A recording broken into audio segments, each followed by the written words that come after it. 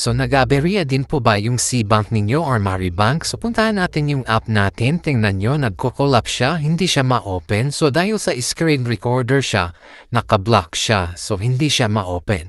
So ngayon, ni-record natin sa phone. Ayan. So punta tayo ng App Store. I-open natin ang Maribank or C-Bank. I-open natin yan.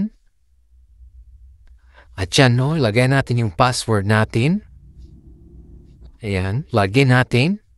O sinasabing, this app is temporary unavailable, yung mga ganun. Pero ilang days na, unavailable pa rin. Nakikita nyo yan, oh? This service is not good. So, i-uninstall natin yan. Uninstall natin. Ayan. So, make sure yung cellphone natin is updated, guys. Kasi kung hindi tayo updated sa cellphone natin, hindi talaga mabubuksan ito dahil gusto niya is latest cellphone. Yung mga nakaraan, mga S5 Samsung, hindi na siya ma-open. So, install natin to ulit. Maribank dito sa App Store natin or Play Store. Ayan. So, siguraduhin lang natin na alam natin yung password natin at saka yung email, no? Kasi kung hindi natin alam yan, di talaga natin mabubuksan yan. Yung email natin at saka yung password at saka yung nakalink na cellphone number. Kasi may mga code yan. Open natin. Ayan. So while using the app, no?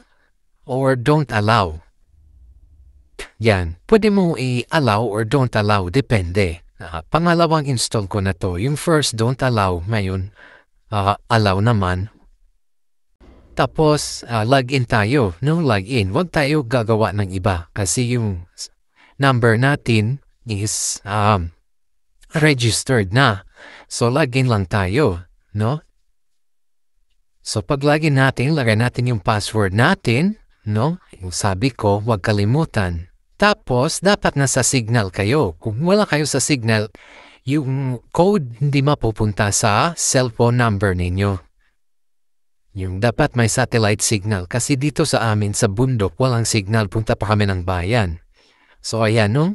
Ito yung code na sinend sa ating cellphone number.